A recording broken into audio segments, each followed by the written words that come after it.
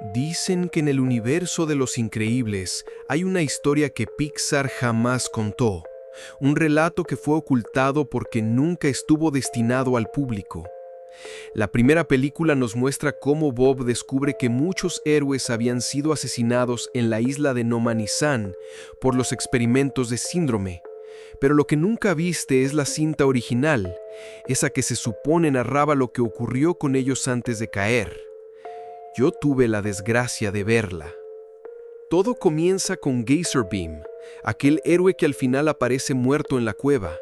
En esta versión la película no inicia con Bob Parr, sino con él, caminando desorientado por pasillos metálicos.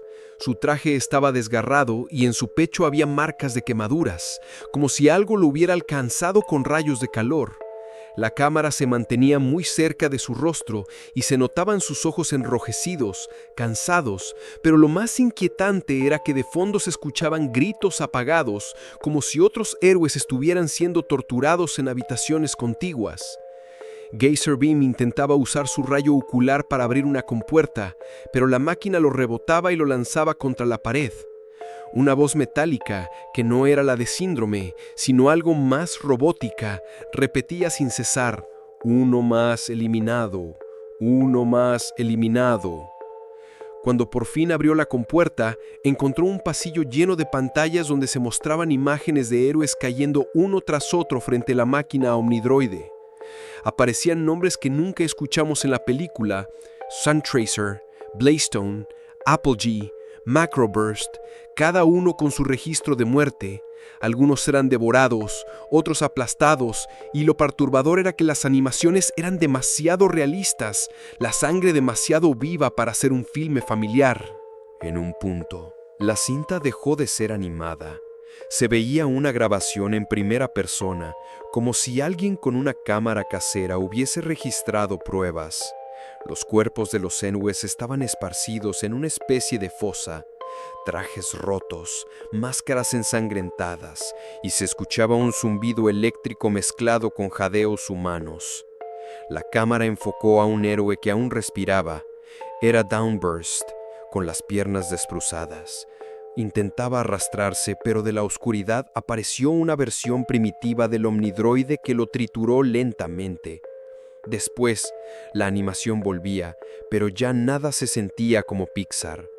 Bob, Helen, Dash y Violet todavía no entraban en escena. Esto era solo un desfile de muertes. Los héroes que llegaban a la isla creían que se trataba de una misión de entrenamiento. Una voz los recibía con promesas de gloria, pero uno por uno eran cazados.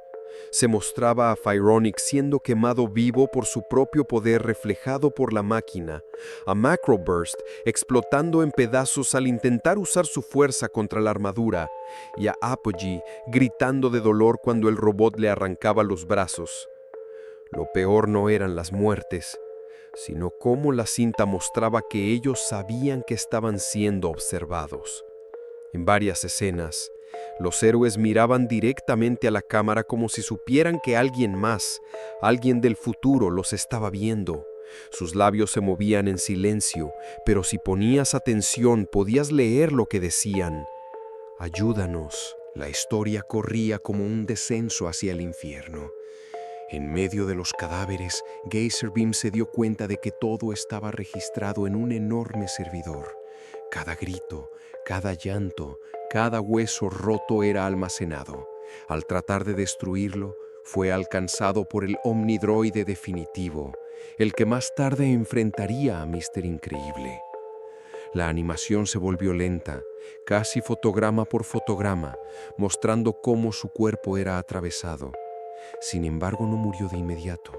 Logró arrastrarse a la cueva donde lo encontraría Bob. Antes de desplomarse, dejó un mensaje escrito en sangre en la pared. Pero en esta versión no decía solo Cronos, decía: Cronos nos vigila. La cámara entonces se alejó y mostró la isla completa desde arriba, no como en la película, sino como si fuese un mapa real. Los gritos de todos los héroes resonaban al mismo tiempo, mezclados en un coro de agonía. Y justo antes de que la pantalla se apagara, Una voz grave susurró: ellos nunca murieron. Siguen aquí dentro. Desde entonces, cada vez que pongo Los Increíbles en la escena de la cueva, puedo escuchar algo más detrás del silencio. Murmullos, como si decenas de voces quisieran salir de ahí.